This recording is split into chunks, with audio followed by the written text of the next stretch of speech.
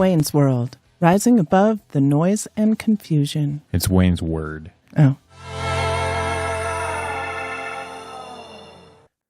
Well, welcome to WaynesWord. It's a day after the latest mass shooting at a church up in Michigan, and we have seen a rise in school shootings here in Colorado and across the nation for years now. And so I have with us a very special guest, Laura Carno.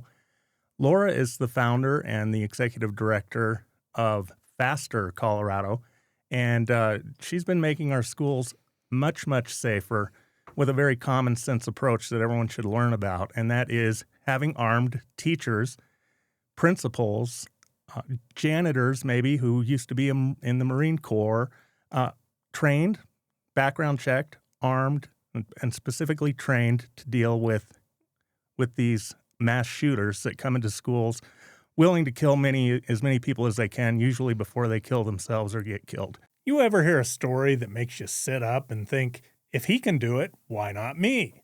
Scott Riopel built his life from scratch. No handouts, just hustle. Now he runs Interstate Roofing, part of the One Solutions family, and he's showing others the path out. If you're ready to change your life, follow him on Facebook and Instagram at big_Scott303. This isn't just roofing, this is a way up.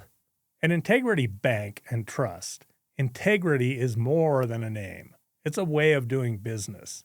My family does business there, and I can tell you they are the friendliest and easiest we have worked with over decades as entrepreneurs and small business owners. Integrity's expert and friendly personnel offer home loans, treasury management, personal banking, and other services for every stage of life. Integrity puts customers first, living up to its name. Laura, welcome to the show. Yeah, thanks for having me, Wayne. I hate that we have this topic to talk about, but it seems to be ever present. It really is. Pre-Columbine in Colorado, according to my research, there were no school shootings in Colorado that were known of in modern time. Between 1999 and 2010, there were 1 to 2 incidents per year in Colorado. 2011 to 2025, we saw a very sharp increase with multiple incidents annually, and some years peaking post-2018 when they really went up. A broader tracking by the Center for Homeland Defense and Security shows 29 incidents of gunfire on school grounds from 1970 to June 2022 alone, with acceleration in the 2010s. So what data do you have that says this is a problem that we really need to solve? Yeah, and Colorado appears to be the epicenter of this, right? We've had so many of the big famous ones, so to speak, and not just schools, but we've had the Planned Parenthood shooting, and we had the Aurora Theater shooting, and those kind of things. So we seem to be this hotbed for it, and so it's only fitting that we are coming up with some solutions here to go after this. So some of the numbers, and I'm not sure of the exact source that you've got. There are different databases with different numbers. Sure. That some have some measure of gang violence that happened on a school grounds versus what people tend to think of as a school shooting, where somebody comes onto campus with a gun intending to kill a whole bunch of people. But for sure, we've had the Evergreen High School shooting that just happened. That was the third one in Jefferson County School District. We had Columbine. And that was about a week ago from now. About a week ago, right. I believe it was the same day that an assassin shot and killed Charlie Kirk. Within the same hour, Wayne. Yes. So it was normally that Evergreen High School shooting would have been front page news for days, if not for the assassination of Charlie Kirk. But what's interesting, if I may, the people in Evergreen, the parents of those Evergreen High School students and other interested community members absolutely intertwined those two events because they happened at the same time. And so it's been very interesting from our standpoint at Faster Colorado. We always see a spike in contacts where people reach out to us after school shootings. But this one's been very, very different. It's lasted, a good 2 weeks so far, because people have really intertwined those and said, what is going on with our country? Not that we're getting numb to them, but the fact that two things happened nearly simultaneously really just crossed our wires. And, we said, this thing's happening here with this kid in Evergreen, and this thing is happening over here with this slightly older kid in Utah. What is going on with our world? And it's really caused, I think, more self-reflection with people who might not have been associated with either of the events. But it's a much bigger concern in people's minds this time. It's been very interesting.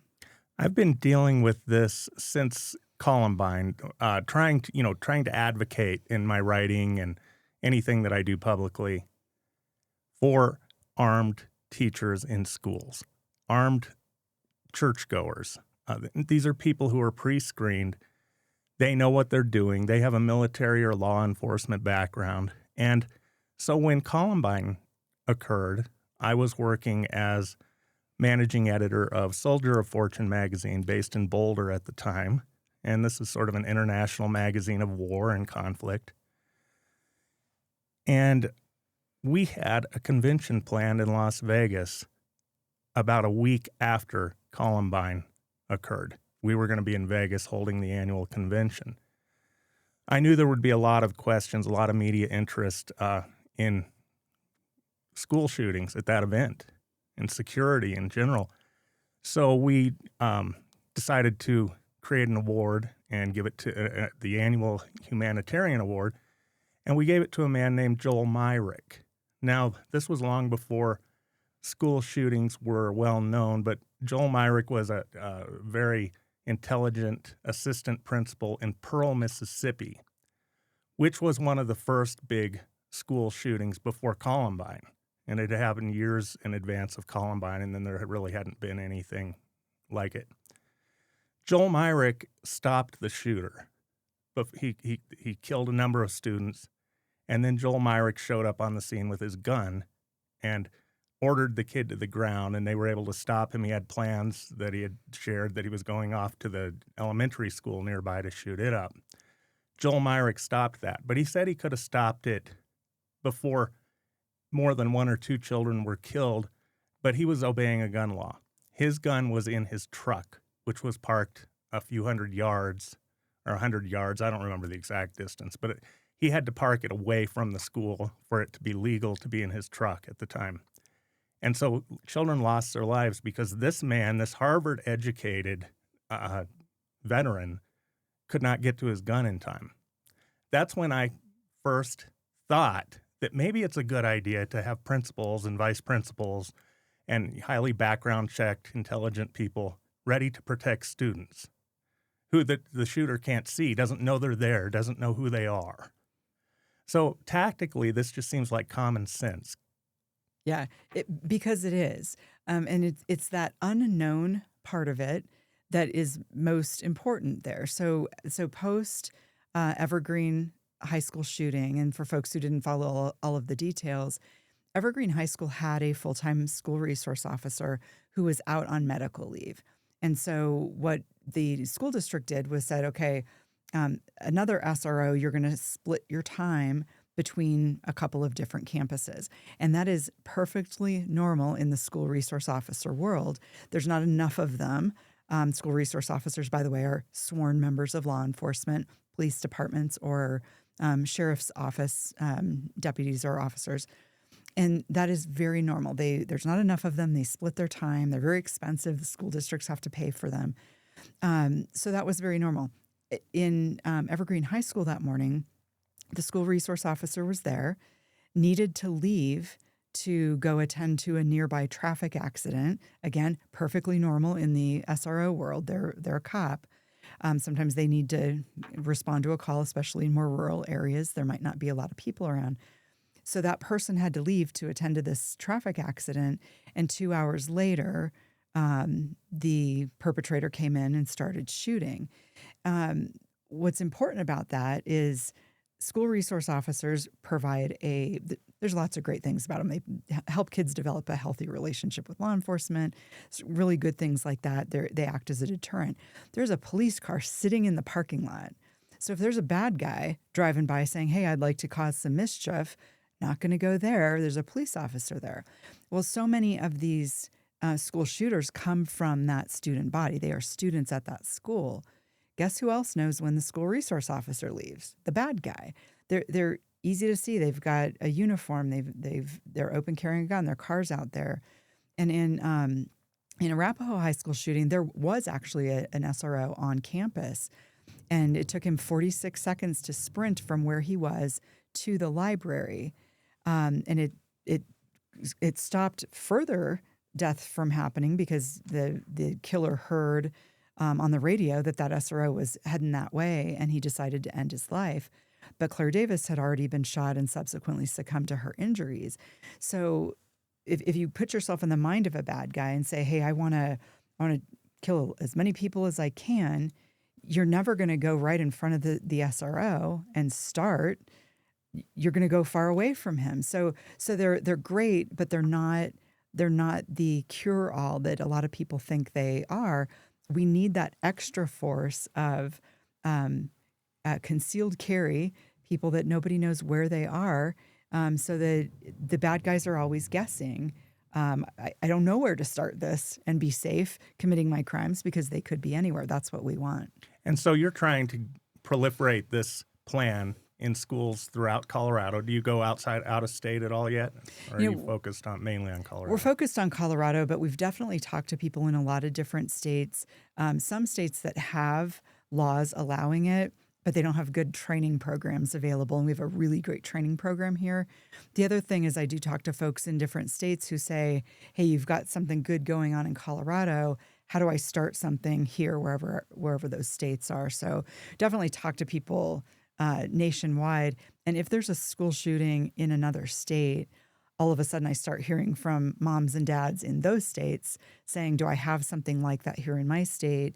Can you help connect me? What do I do? How do I get something started? So people are concerned about this nationwide, but we focus at Faster Colorado. We focus mostly here in Colorado. 20 years ago, when I would mention this to people, and I'm not a professional in this field the way you are at all. To me, it's just a concept.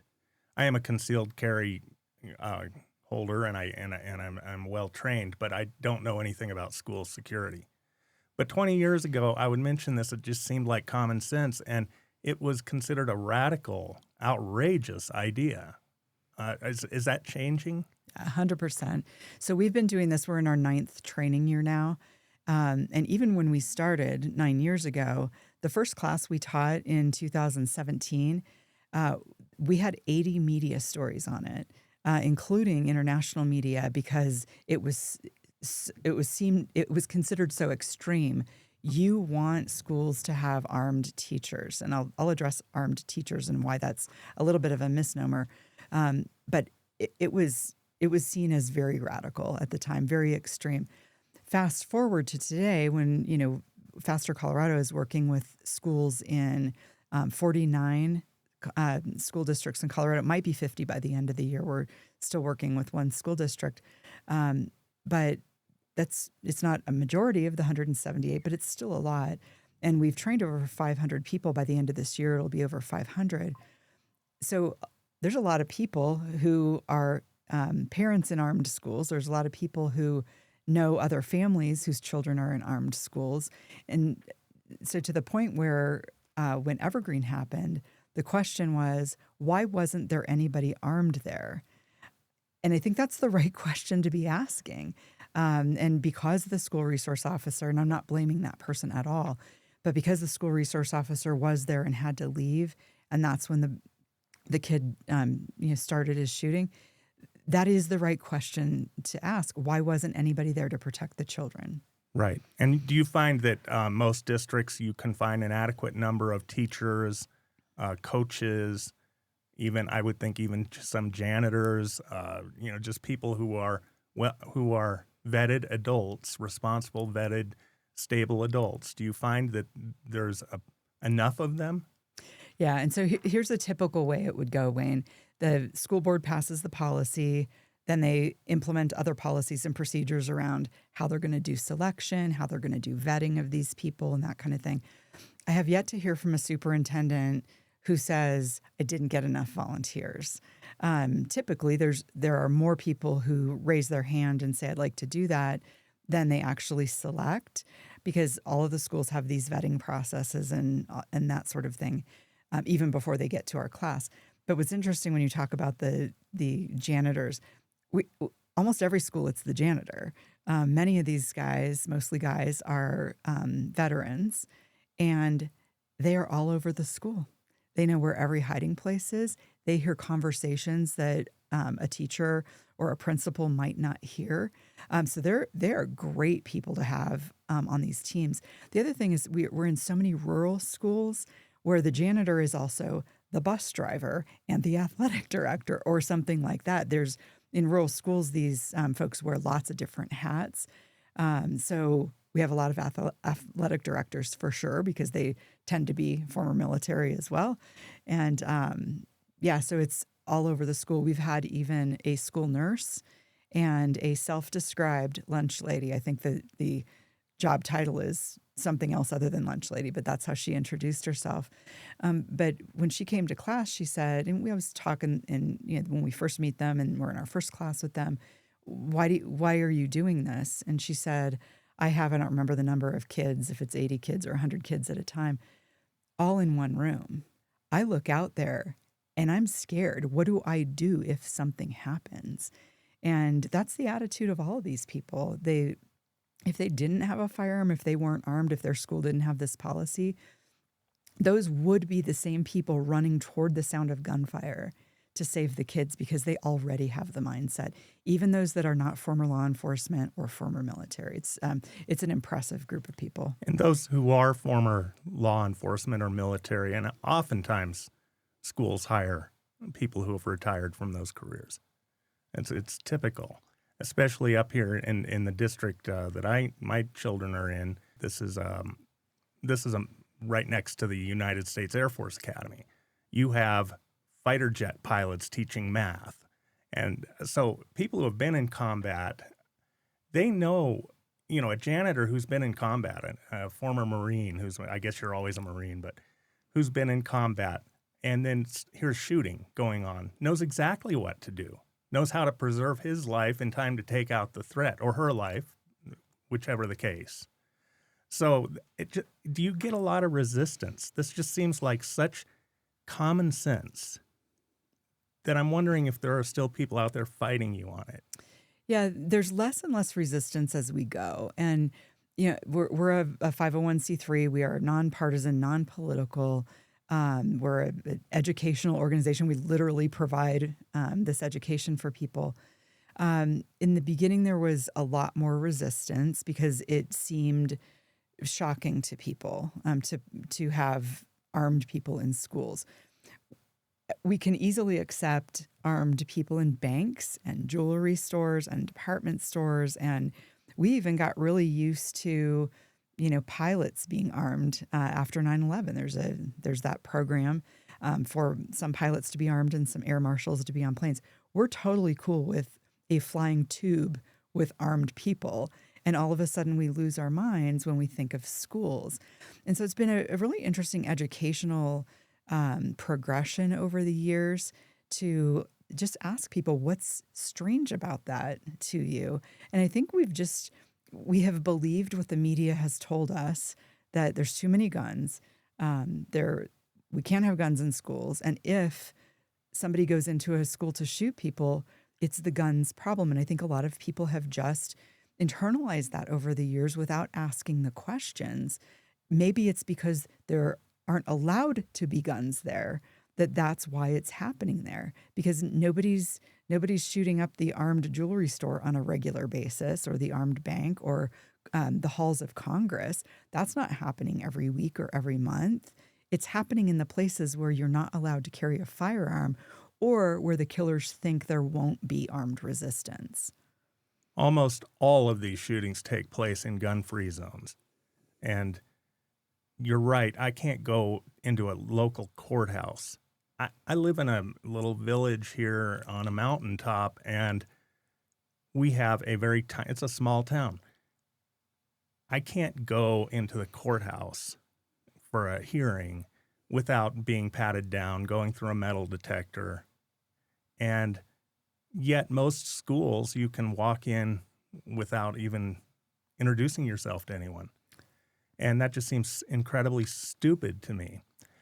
Why don't schools, in addition to having armed personnel who are not in uniforms, you don't know where they are, they may be walking out of the janitor's closet any minute when you start shooting up a school. Why in the world don't we have the same level of security? I mean, at least some ingress security. Some schools do. Don't get me wrong. There's a private school right here in my neighborhood that has pretty good security. You're not getting in that school very easily without somebody knowing who you are and why you're there and all of that. But a lot of them don't. Why? And I talk to people, I say, why don't we at least have the same, some sort of screening when you enter the school? Well, we don't want our schools to feel like security zones.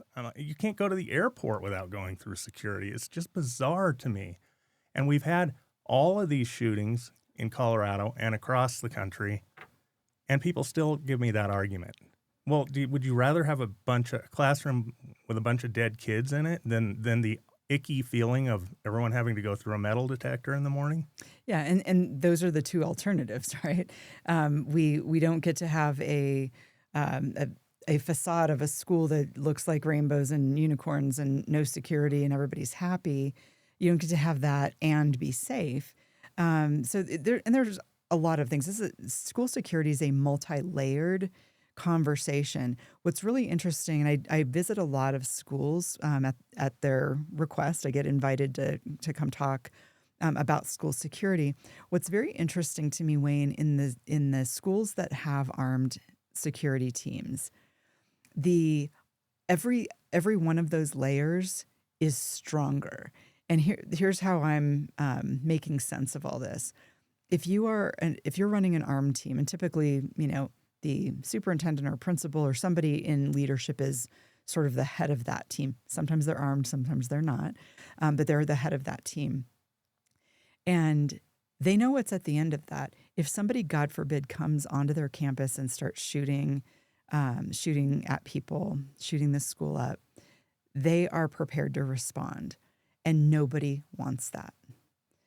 It's better than the killer going through the school and having his way with everyone. But nobody wants a shooting on their school. So they have beefed up every single layer to make sure that doesn't even happen. So they've got signs that say, we have armed personnel here. One of our schools that you can see from a major freeway had big signs, the size of maybe 4x8 campaign sign type signs. They actually went bigger so you could see it from the freeway, and it says such and such school has armed security, because they don't want anybody stopping and thinking that they can create mischief there. Also, many times when I pull into the parking lot of a school that's already got faster trained people, I am met at my car by an adult, because somebody has pulled into the parking lot that is unknown to them, and they are making sure that adults are stopped before they even get to the building. Unknown people are stopped before they get into the building. Like, every layer is more secure. You've probably seen these locked doors that, a kid could hold a door open for somebody. Armed schools, I kid you not, I will walk up there, a kid is walking in the door, and this one just really stuck with me. He said, "Ma'am, I'm sorry, I'm not allowed to hold the door open for people I don't know." And I said, "Not a problem at all." He had politeness about it. He'd been taught to be very polite about it, but they knew not to let strangers in. So when you talk about this, you feel like you can just walk into any school. All of those things are very factual, and schools need to start at the perimeter and start working their way in and ask themselves, how can we reduce the vulnerability of every single one of these layers? I think signs are a great idea. We had a school controversy here locally a number of years ago where there was a big sign and it had a needle. It had no needles with the red circle and the line through it. And below that was a gun with a red circle and a line through it. And many people actually thought that that would stop someone from bringing either a needle or a gun into a school, a sign. And finally, wiser heads prevailed, and the school took down the no gun, no syringe sign. I didn't care about the syringe. But you're announcing, look, there are no guns in here. This is a soft target. If you want a big kill rate and you want to make headlines and you want to be in the news for the next 2 weeks, whether you live or die, this will be a good place to do it because there are no guns there. So I love the idea of a sign that says we have armed, ununiformed personnel on site. I would think that anyone willing to give his life or to risk going to prison for the rest of his life so he can kill a bunch of people randomly, that would not be a very attractive place to attack. Right. And these policies are passed by school boards. Part of it, they need to go into an executive session when they're talking about details. But for the most part, the community knows when these policies are being passed. They have typically an opportunity for public comment and that sort of thing. Communities know when they've got armed schools. They don't know how, they don't know how many, they don't know who, but we're all okay with that because that is part of the safety of it. They don't know if it's teachers, if it's administrators, if it's, but by the way, when I said janitors, it's not every single janitor. So if you're in an armed school and you're a janitor and you're not armed, but they don't know. And that's part of it. Just like outside of schools, bad guy in a state that has good concealed carry laws where it's easy for good people to be able to lawfully conceal carry, that's good. Bad guys don't know if I'm going to, try and rob this guy on the street corner. I don't know if he's got a gun or not. And that's good for us. That's good for the safety of a society. Do any of the districts encourage this by maybe bonusing teachers and other personnel who are willing to take the training and do this? In Trump's first term, he brought that up. He said we should pay, I forget, he had a dollar amount. We should pay X dollars for every teacher that wants to carry concealed on campus. My concern about that is that it would create some unintended consequences of people who really aren't the right people saying, yeah, I could use that extra money. Everybody I talk to, that's the hundreds of people who've come through FASTER over the years, they don't care about money. They care about being able to save kids when that happens. And nobody's looking for money. They're looking to not be disarmed going to work. Now, some schools, and it's up to the school district to do what they want. Some schools, if you don't have the proper deep concealment holster, they'll help you with that. Most schools pay for all of your training, all of your ammunition. Some schools will give the armed staff members a membership to a local range, that sort of thing. If there's any payment, the common one I've heard is it's a dollar contract, similar to what they might do for, an assistant coach or something like that who has additional duties. It's a dollar contract so that if you, get hurt on the football field or something, you're covered for that role. But what I'm not hearing is anything about bonuses. And again, I think it's because they've got plenty of volunteers for these roles when they come up. It's nothing that they need to bonus people for. Another thing that I hear from those who object to this approach, and you tell them the only thing that can stop a bad guy with a gun is a good guy with a gun, they'll say that never happens. Well, it does happen. It happens all the time. The problem is it's not big news when it does happen. Very few people knew about a situation here back in 2007 in Colorado Springs, a big mega church, and some psycho showed up there heavily armed, pistols, rifles, everything, and many, many rounds. He was going to shoot up a church that had more than 1,000 people in it. And he was taken out by a woman named Jeannie Hassan. I think I got that right. Mm-hmm. And she was a parishioner there, and she had arranged to work with a team of concealed carry holders in the parish just in case something like this happened. And she took the shooter out before the shooter even got into the main part of the church to start shooting up the congregation. And again, this is a huge church, and he had hundreds of rounds of ammunition. So that's what he intended to do. That wasn't big news because only 2 people died in that shooting. And the only news that really lingered after that it involved reporters going after Jeannie Hassan's background. They literally went and got her personnel file from a police department she used to work at and started picking her apart. Instead of this woman just saved hundreds of people, perhaps more, hundreds of people in there. And this guy had every intention to kill as many as he could. She should have been on the cover of Time and Newsweek and the New York Times as a hero. That did not happen. It was barely news. Yeah. So when this does work, it doesn't really make the news. You'll don't know about it. You'll see a little write-up in one of the NRA magazines, and that's about it.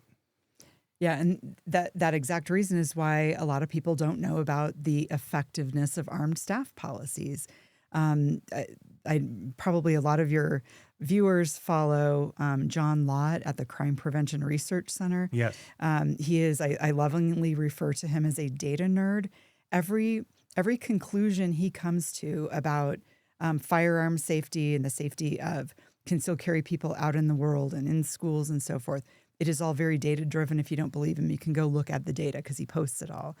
But he did a study about school shootings during school hours, so it wouldn't be a drug deal gone bad at midnight in the school parking lot, but actual school shootings that we think of as school shootings. And so he researched 100% of them. 0 of them had armed school staff, concealed carry armed school staff. Some had SROs, as we've discussed. 0 of them had armed school staff. So I look at that and I say, we have a deterrent effect here. And we are getting more evidence with each one of these tragic shootings. We're getting more evidence of that. And I'll tell you about 2 of them. Coventry Christian in Nashville, Tennessee. That person had a manifesto. Annunciation Catholic Church in Minneapolis. That person had a manifesto. Similarities between those 2 manifestos is both shooters said, I'm thinking about a couple of different places, this one and this one. The first one, they're known to have armed security. The second one is not known to have armed security. And in the case of Annunciation Catholic Church, that shooter said, and I don't know if it was a liberal school or not, but this is what the shooter said in the manifesto. It's a liberal school, so they probably don't have armed teachers.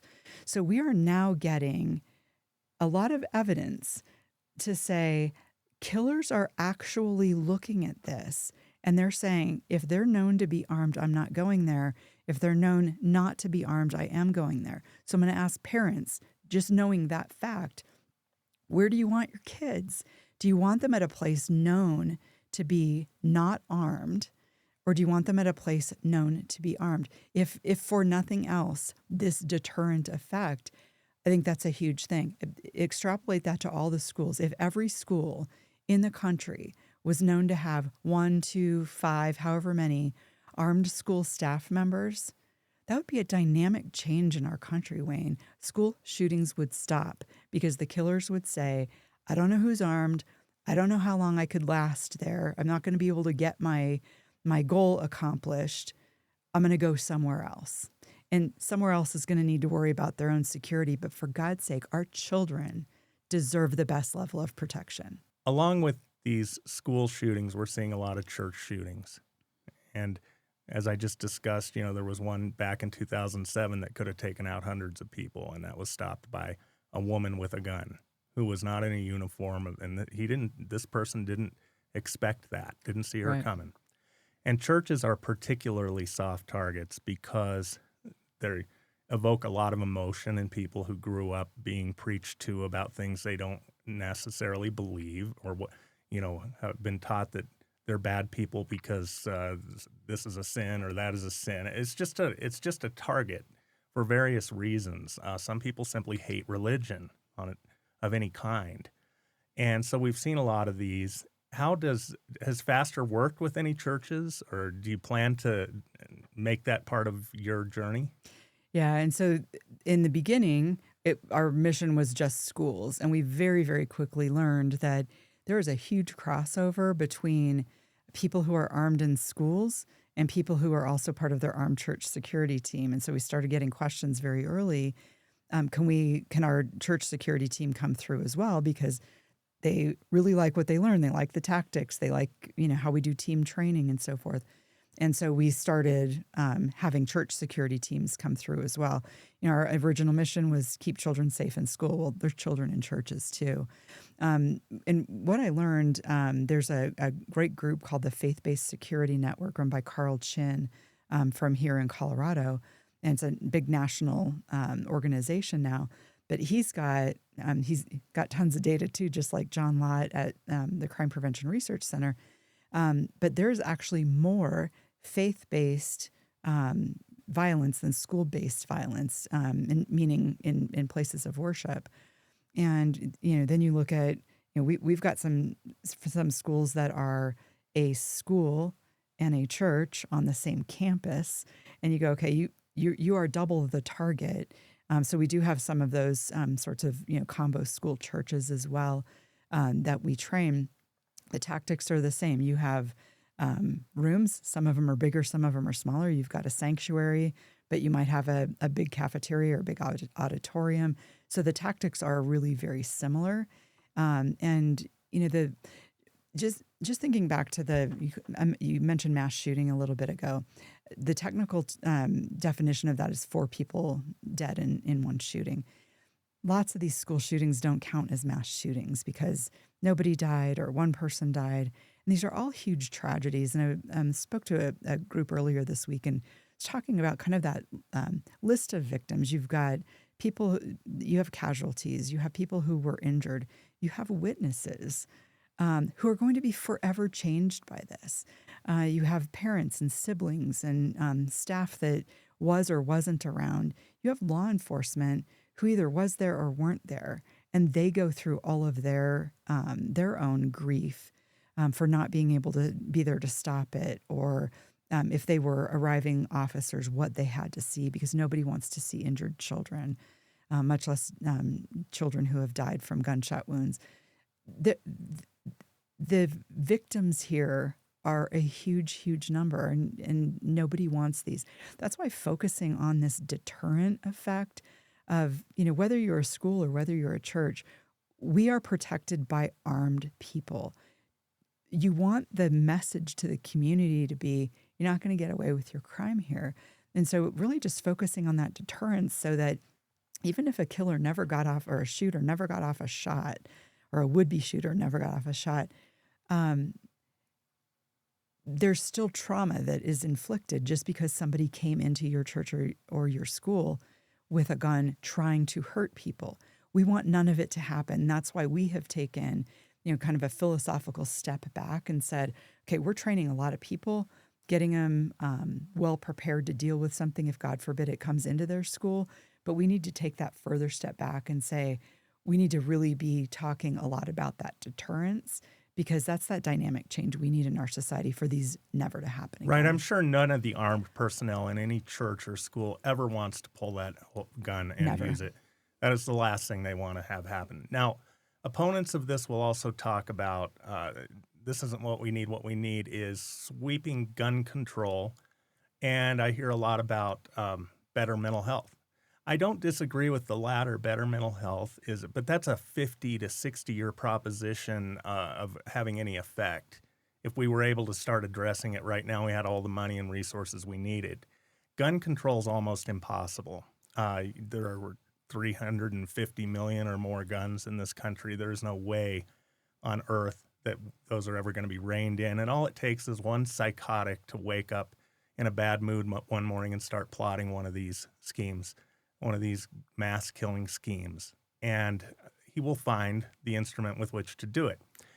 Recently, just a couple months ago, we had a guy, the first time I've ever seen gun control work, by the way, we had a guy who was plotting to kill a bunch of Jews on Pearl Street in Boulder. And he didn't pass the background check because he was an illegal immigrant. So he wasn't able to buy a gun. He tried to buy one legally. So what did he do? He threw gasoline on a crowd of Jews and lit them on fire. So in the most recent church event that just happened yesterday, somebody drove a car into the church and threw Molotov cocktails in addition to shooting people. So even if you could somehow collect all the guns in the country, there's still gasoline and rags and bottles and cars and ways to commit mass killings that are actually sometimes easier than a gun. Right. And if gun control laws worked, we wouldn't see increasing crime in a state like Colorado, where we have had significant increase in gun control laws and a significant increase in crime. It's not stopping crime and it's not stopping these school shootings. But back to that mental health thing, I agree with you. But by not figuring out how to make school shootings zero and not looking at the proven techniques to make it zero, we are increasing the mental health issues out there. Think about every kid, every sibling of a kid in Evergreen High School. This has changed their life forever. And some of those kids are going to deal with long-term mental health issues. Why are we creating that when we have data that shows the deterrent, the seeming 100% deterrent, is the knowledge, the broad community knowledge that this is an armed school, you're not getting away with anything in there?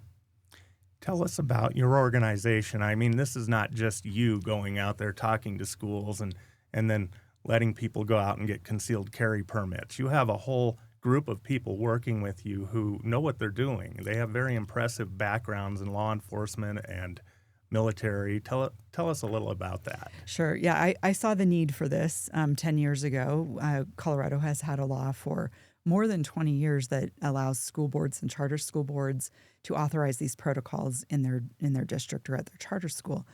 But what we didn't have was a really robust training environment for people to go to. They were getting their training hours, but our thought was we need them to have access to the best possible training because we want those children kept safe.